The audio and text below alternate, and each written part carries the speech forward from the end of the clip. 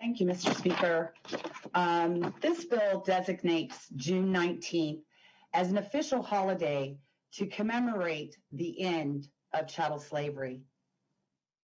Africans were captured and shipped to a foreign land and herded like cattle into public auctions where they were stripped naked, poked, and prodded for sustainability and strength to work in the labor in the fields, in the house plantations, and also for anything that the white masters ordered. These people were never paid a wage. They didn't have health care, and they did not have any rights. Africans were not afforded life, liberty, and the pursuit of happiness, as they were slaves classified as animals.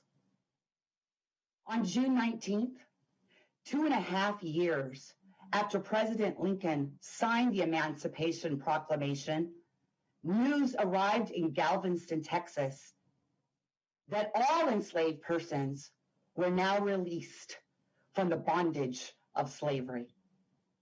For 400 years, several generations of Africans were beaten. They were bred like cattle, experimented upon, sexually abused, overworked, hung, and denigrated. They were released off of those plantations with no direction of where to go, no resources on how to survive in a white society, not a red cent in their pockets. They were left in abject poverty, which might have been intentional, but yet we rise.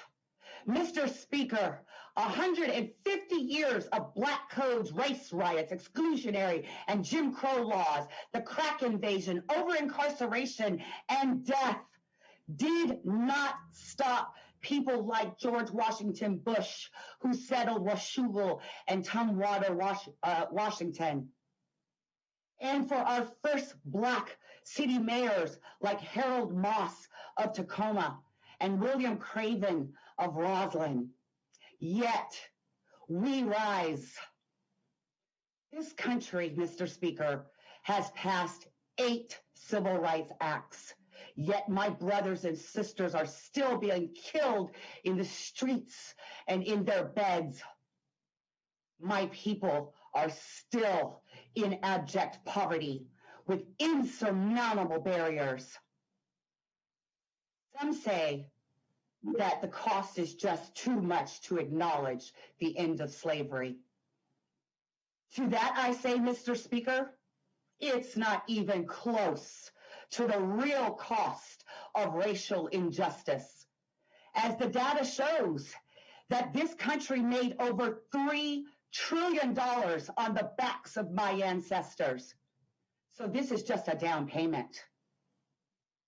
Some have also said that the state of Washington did not participate in slavery. To that I say, Mr. Speaker, the state of Washington benefited from $3 trillion. And the state of Washington was also not a state on July 4th, 1776, but yet we proudly celebrate our independence on July 4th every year. Mr. Speaker, I think the time is now.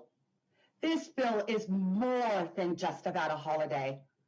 It is about true recognition and acknowledgement that chattel slavery did happen in this country. Without this, then how can we truly advocate for racial equity? Today, we can take a step towards racial reconciliation and healing by acknowledging Black pain and Black trauma. African Americans deserve to have their history remembered. Mr. Speaker, I ask for your support on this important piece of legislation by voting yes. Thank you. Black Lives Matter.